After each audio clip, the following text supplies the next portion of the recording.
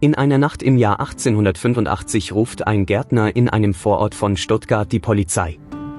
Er arbeitet für einen Herrn, der vor 3 Jahren eine Villa gekauft hat. Im Garten dieser Villa steht ein kleines Gewächshaus, und in diesem Gewächshaus stimmt etwas nicht. Nachts brennt dort Licht bis in die frühen Stunden. Es kommen Geräusche heraus, die niemand einordnen kann, Hämmern, Zischen, Einrattern, das manchmal stundenlang anhält. Die Fenster sind von innen verhängt, und wer dort arbeitet, spricht mit niemandem darüber. Der Gärtner hat für all das eine Erklärung, und sie klingt für ihn völlig plausibel, da drinnen werden Geldscheine gefälscht.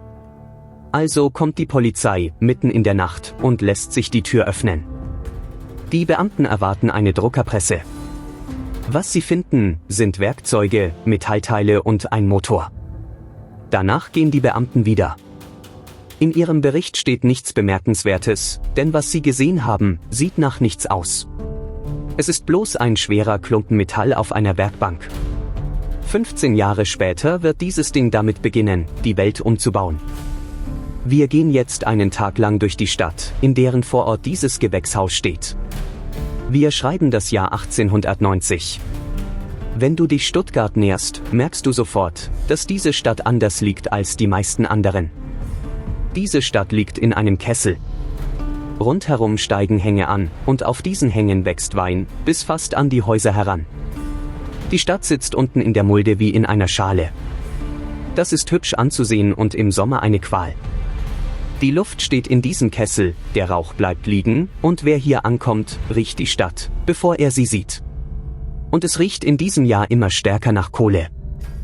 Die meisten Reisenden kommen inzwischen mit der Bahn. Der Bahnhof liegt mitten im Zentrum, ein Empfangsgebäude mit hohen Rundbogenportalen, das für die Menge längst zu klein geworden ist und deshalb schon einmal erweitert wurde. Von hier aus fahren Züge nach München, nach Frankfurt, nach Basel. Vor 50 Jahren brauchte eine Reise in die nächste größere Stadt 2 Tage. Jetzt sind es ein paar Stunden. Diese Züge bringen Waren, Beamte und Kaufleute in die Stadt. Und sie bringen jedes Jahr tausende Menschen an den Rand des Landes, an die Häfen im Norden, von denen sie nicht zurückkehren werden. Warum? Dazu kommen wir gleich. Stuttgart hat um diese Zeit ungefähr 140.000 Einwohner. Vor knapp 40 Jahren waren es 50.000 gewesen. Die Stadt hat sich also in weniger als 2 Generationen fast verdreifacht, und sie wächst weiter. 15 Jahre später wird sie eine Viertelmillion Menschen zählen. Diese Menschen kommen nicht aus dem Nichts. Sie kommen von den Dörfern ringsum, aus der Schwäbischen Alb, aus dem Schwarzwald, aus Familien, die dort seit Generationen ein Stück Land bearbeitet haben. Sie kommen, weil dieses Land sie nicht mehr ernährt. Wir gehen hinunter in die Stadt, und du siehst zuerst etwas, das für eine Industriestadt seltsam wirkt, ein Schloss. Stuttgart ist keine freie Reichsstadt und keine Handelsrepublik. Es ist die Hauptstadt eines Königreichs. Württemberg ist ein eigener Staat mit eigenem König, eigener Armee, eigener Post und eigenen Briefmarken. Seit knapp 20 Jahren gehört es zum Deutschen Reich, aber es hat seinen König behalten und regiert seine inneren Angelegenheiten selbst. Der Hof prägt das Zentrum, breite Anlagen, ein Opernhaus, Alleen, Beamte in Uniform, Kutschen mit Wappen. Hier wird Politik gemacht, hier werden Titel verliehen, hier wird gebaut, damit es von außen gut aussieht. Ein paar Straßen weiter sieht dieselbe Stadt schon ganz anders aus. Am Vormittag ist der Markt am dichtesten.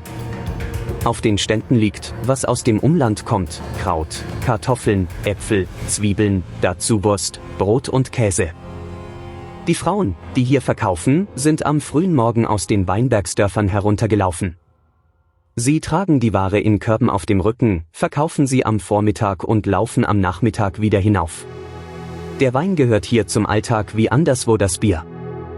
Die Stadt besitzt eigene Weinberge, sie unterhält eine eigene Kelter, und für manche Arbeiter ist Wein ein Teil des Lohns. Aber der Weinbau ist längst im Rückzug. Die Hänge, auf denen früher Reben standen, werden Bauland, und wer rechnen kann, verkauft. Und jetzt kommen wir zu der Wahrheit, die dieses Land in diesem Jahrhundert am stärksten geprägt hat. Württemberg ist in diesen Jahrzehnten arm. Der Boden wird hier nicht an einen einzigen Erben weitergegeben, sondern unter allen Kindern aufgeteilt. Das klingt gerecht und ist es in gewisser Weise auch. Aber nach ein paar Generationen bleibt von einem Hof ein Streifen Land übrig, von dem niemand leben kann. Dazu kommen Missernten, dazu kommen Steuern und dazu kommt eine Verwaltung, die für jeden Vorgang ein Formular verlangt und für jedes Formular eine Gebühr. Und dann gab es ein Jahr, das alles beschleunigt hat. Im Jahr 1815 brach auf der anderen Seite der Erde ein Vulkan aus, in Indonesien. Der Ausbruch war so gewaltig, dass er das Klima des gesamten Planeten veränderte. Asche und Staub legten sich vor die Sonne. Das Jahr darauf ging als das Jahr ohne Sommer in die Geschichte ein. In Mitteleuropa regnete es monatelang, das Getreide verfaulte auf den Feldern, das Vieh verhungerte, das Brot wurde unbezahlbar. In Württemberg starben Menschen an Hunger, und viele andere fassten in diesen Monaten einen Entschluss, den sie vorher nie erwogen hätten, wegzugehen. Die Zahl, die daraus über die Jahrzehnte entstand, kann man sich kaum vorstellen. Bis zur Gründung des Deutschen Reiches haben mindestens 400.000 Menschen dieses kleine Königreich verlassen. 400.000 aus einem Land mit rund 2 Millionen Einwohnern. Sie gingen nach Amerika, viele über die Häfen im Norden, manche mit einem Ticket, das die Heimatgemeinde bezahlt hat, weil ein Ausgewanderter für die Gemeindekasse billiger ist als ein Armer im Ort. In den Dörfern rund um Stuttgart stehen deshalb Häuser, in denen niemand mehr wohnt. In manchen Familien fehlt eine ganze Generation. Man kennt jemanden, der Briefe aus Ohio schickt, oder aus Texas, oder gar nicht mehr schreibt. Und der König, der in genau diesen Hungerjahren regierte, reagierte auf seine Weise darauf. Er stiftete daraufhin ein Fest. 2 Jahre nach dem Jahr ohne Sommer ließ er auf einer Wiese am Fluss ein landwirtschaftliches Fest abhalten, das die Bauern zusammenbringen, neue Geräte zeigen und der Landwirtschaft wieder auf die Beine helfen sollte. In der Mitte stand eine 26 Meter hohe Säule, geschmückt mit Getreide, Obst und Blumen. Aus diesem Fest ist eines der größten Volksfeste des Landes geworden, und es findet bis heute jedes Jahr statt. Man sollte sich das einprägen, wenn man später Bierzelte und Musik sieht. Der Ursprung dieses Festes ist kein Überfluss. Der Ursprung ist eine Hungersnot. Am späten Vormittag gehen wir dorthin, wo die Arbeit ist. Die Fabriken stehen nicht in der Mitte, sondern in den Seitentälern und an den Rändern, dort wo Platz ist und wo Wasser läuft. Maschinenbau, Metall, Textil, Papier, dazu hunderte kleiner Werkstätten. Württemberg hat spät mit der Industrie begonnen. Es hat keine Kohle, es hat kein Eisenerz, es hat keine großen Flüsse für schwere Schiffe. Genau dieser Mangel hat den Weg bestimmt. Wo die Rohstoffe fehlen, verkauft man Genauigkeit. Also entstehen hier keine Hüttenwerke, sondern Werkstätten für Präzision, Uhren, Wagen, Messgeräte, feine Mechanik, Musikinstrumente, später Elektrotechnik. Die Stärke dieses Landes ist nicht die Masse, sondern die Hand, die etwas sehr genau machen kann. Ein Arbeiter in einer solchen Fabrik hat einen langen Tag. 12 Stunden sind üblich, 6 Tage die Woche. Der Weg zur Arbeit kommt dazu, oft eine Stunde zu Fuß, morgens im Dunkeln und abends im Dunkeln. Kinder arbeiten in diesen Jahren offiziell weniger als früher, aber sie arbeiten. Sie tragen, sie sortieren, sie holen und bringen. Wo die Aufsicht nicht hinsieht, verschiebt sich das Alter nach unten. Gewohnt wird in diesen Vierteln sehr eng. Eine Familie in einem einzigen Zimmer ist normal, oft zusammen mit einem Schlafgänger, einem fremden Mann, der ein Bett stundenweise mietet, weil er Nachtschicht hat und tagsüber schläft, während die Familie wach ist. Das ist die andere Seite der schönen Anlagen im Zentrum. Beides ist dieselbe Stadt, im Abstand von 10 Gehminuten. Und der Kessel, der so hübsch aussieht, macht das Wohnen zusätzlich schwer. Die Luft zieht nicht ab, der Rauch von tausenden Öfen bleibt zwischen den Hängen hängen, und im Winter legt sich das über die ganze Stadt. Wasser ist die zweite Frage. Eine Stadt, die sich in 40 Jahren verdreifacht, muss Leitungen legen, Brunnen ersetzen und Abwasser wegbringen, und sie tut das immer ein Stück zu spät. Wo viele Menschen eng leben und das Wasser nicht sauber ist, verbreiten sich Krankheiten schnell. Wer es sich leisten kann, zieht deshalb nach oben, an die Hänge, wo die Luft besser ist. Die Höhenlage wird in diesen Jahrzehnten zu einer Frage des Einkommens, und sie ist es in dieser Stadt bis heute geblieben. Am Nachmittag lohnt sich noch ein Blick auf etwas, das leicht zu übersehen ist, die Schulen. Württemberg gibt vergleichsweise viel für Ausbildung aus. Es gibt eine polytechnische Schule, aus der später eine technische Hochschule wird. Es gibt Gewerbeschulen und Zeichenkurse für Handwerker. Das ist keine Menschenfreundlichkeit, sondern dieselbe Rechnung wie überall in diesem Land. Wer keine Rohstoffe hat, muss Können verkaufen. Und Können muss man beibringen. Genau aus diesen Schulen kommen die Leute, die in den Werkstätten der Stadt an Motoren, Zündungen und Messgeräten arbeiten. Am Nachmittag fahren wir hinaus, den Fluss entlang, in einen Vorort, der noch nicht einmal zu Stuttgart gehört. Hier draußen ist alles anders. Es gibt Villen mit großen Gärten, es gibt Mineralquellen und einen Kurbetrieb, und wer es sich leisten kann, wohnt hier draußen und fährt zur Arbeit in die Stadt hinein. In einem dieser Gärten steht das Gewächshaus, von dem wir am Anfang gesprochen haben.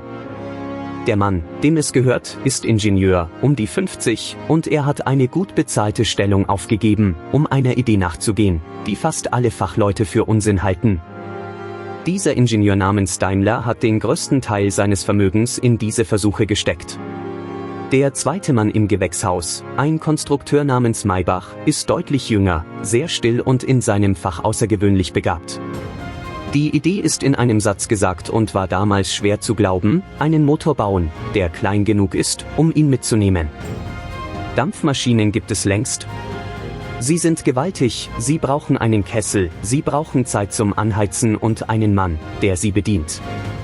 Eine Dampfmaschine bewegt eine Fabrik oder eine Lokomotive, aber sie bewegt keinen einzelnen Menschen. Was die beiden bauen, läuft mit Benzin, dreht viel schneller als alles Vergleichbare und passt am Ende in einen Rahmen. Ein frühes Modell steht aufrecht und sieht aus wie eine alte Standuhr, und genau so wird es später auch genannt. Im Sommer 1885 lassen sie sich ein Zweirad patentieren, in das dieser Motor eingebaut ist. Es hat einen Holzrahmen und zwei kleine Stützräder an den Seiten, damit es nicht umfällt. Im November desselben Jahres findet die erste richtige Fahrt statt. Nicht der Erfinder selbst sitzt darauf, sondern sein Sohn, ein junger Mann, der die Strecke vom Vorort ins Nachbardorf fährt.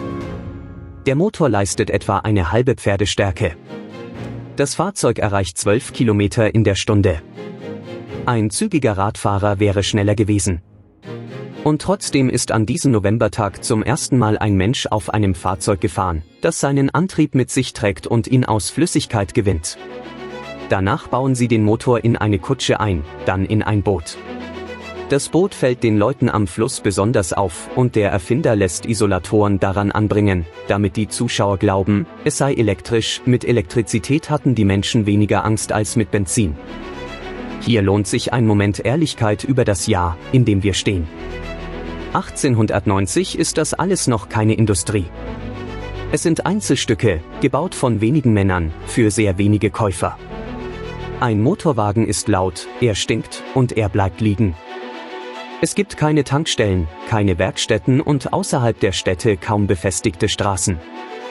Benzin kauft man in der Apotheke, in kleinen Flaschen, als Reinigungsmittel. Pferde sind in diesem Jahr in jeder Hinsicht überlegen. Sie sind billiger, zuverlässiger und überall zu reparieren, denn jedes Dorf hat einen Schmied. Deshalb lacht man über diese Fahrzeuge. Nicht bösartig, eher nachsichtig, eine teure Spielerei für reiche Herren. Etwa zur gleichen Zeit richtet ein anderer junger Mann in Stuttgart eine kleine Werkstatt ein. Dieser Mechaniker namens Bosch baut elektrische Zündungen und Feinmechanik und beschäftigt zunächst nur eine Handvoll Leute. Auch das ist noch kein Konzern. Es ist eine Werkstatt mit ein paar Angestellten und einem Meister, der abends selbst am Schraubstock steht. Und noch etwas geschieht in genau diesem Jahr. Aus der Werkstatt im Vorort wird eine Gesellschaft mit Geldgebern, mit Anteilen und mit einem Vorstand. Das bringt Kapital und es bringt Streit. Die Geldgeber wollen Motoren verkaufen, die sich sofort rechnen. Der Erfinder will weiterentwickeln und er will es auf seine Weise tun. Der Konflikt wird so hart, dass er wenige Jahre später aus seiner eigenen Firma ausscheidet und erst danach zurückgeholt wird, weil es ohne ihn nicht funktioniert. Das gehört zu dieser Geschichte dazu.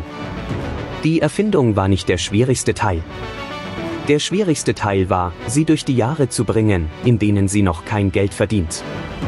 Und einige 100 Kilometer entfernt, in Mannheim, arbeitet in denselben Jahren ein weiterer Erfinder am selben Problem und löst es unabhängig davon ebenfalls.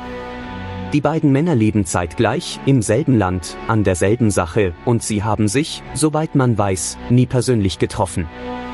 Man muss sich das klar machen, um zu verstehen, was hier gerade passiert.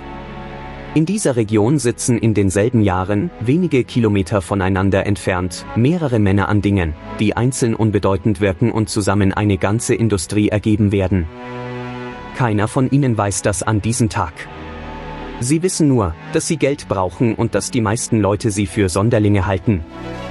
Es wird Abend und wir steigen aus dem Kessel hinauf, zwischen die Reben. Von hier oben siehst du die ganze Stadt unter dir liegen. Das Schloss, die Kirchtürme, den Bahnhof, dahinter die Fabrikschornsteine in den Seitentälern. Am Rand die neuen Straßenzüge, schnurgerade gezogen, mit hohen Häusern und frisch gepflanzten Bäumen. Die Lichter unten sind zum größten Teil noch Gaslicht. Elektrisches Licht gibt es bereits, aber es ist neu und teuer, und es brennt dort, wo man es sehen soll. Hier oben in den Weinbergen ist es dunkel. Hier arbeiten Leute, die morgens vor der Sonne aufstehen und deren Arbeit gerade dabei ist, aus dieser Stadt zu verschwinden. In einigen dieser Häuser brennt trotzdem Licht, und die Tür steht offen. Weingärtner dürfen ihren eigenen Wein für ein paar Wochen im Jahr selbst ausschenken, in der eigenen Stube, an einfachen Tischen, ohne Wirtshausschild. Man sitzt dort eng, es gibt Brot, Wurst und Käse, und der Wein kommt aus dem Fass im Keller darunter. Für die Familie ist das ein Zuverdienst, der über den Winter hilft. An solchen Tischen wird an diesem Abend über das geredet, worüber überall geredet wird, über Preise, über die Arbeit unten in den Tälern, über einen Bruder in Amerika, der seit 2 Jahren nicht geschrieben hat. Und manchmal auch über den Herrn im Vorort, der sein Geld für einen Wagen ohne Pferd ausgibt. Und unten, im Vorort am Fluss, brennt wieder Licht in einem Gewächshaus. Was in den Jahrzehnten danach geschieht, hat an diesem Abend kaum jemand erwartet. Der Motorwagen bleibt zunächst ein Nischenprodukt für Wohlhabende. Dann wird er besser, schneller und zuverlässiger, und ab der Jahrhundertwende beginnt der Markt sich zu drehen. Die Firma des Mannes aus dem Gewächshaus wächst, und sie fusioniert Jahrzehnte später mit dem Unternehmen jenes anderen Erfinders aus Mannheim. Aus 2 Werkstätten wird ein Weltkonzern. Aus dem Ort, an dem eine Polizeistreife eine Fälscherwerkstatt vermutet hatte, wird das Zentrum einer Industrie, die diese Region bis heute trägt. Die Stadt verändert sich mit ihr. Die Weinberge weichen weiter zurück, die Täler füllen sich mit Werkshallen, die Einwohnerzahl verdoppelt sich noch einmal. Dann kommen die beiden Weltkriege. Im Zweiten wird der Kessel, der die Luft so gut hält, zur Falle, die Stadt wird schwer zerstört, und ein großer Teil der alten Bausubstanz verschwindet für immer. Was danach wieder aufgebaut wird, ist eine andere Stadt. Breiter, schneller, auf Fahrzeuge ausgelegt, gebaut für genau das Ding, über das man 1890 noch gelacht hat. Und das Gewächshaus? Das kleine Gebäude steht noch. Es ist heute eine Gedenkstätte, ein Häuschen in einem Garten, mit Werkbank, Werkzeug und einem nachgebauten Motor darin. Man kann hineingehen und sich in den Raum stellen, in dem 2 Männer nachts bei verhängten Fenstern gearbeitet haben, während draußen im Garten ein Gärtner überlegte, ob er die Polizei rufen soll. Der Gärtner hat sie tatsächlich gerufen. Die Polizei ist auch gekommen.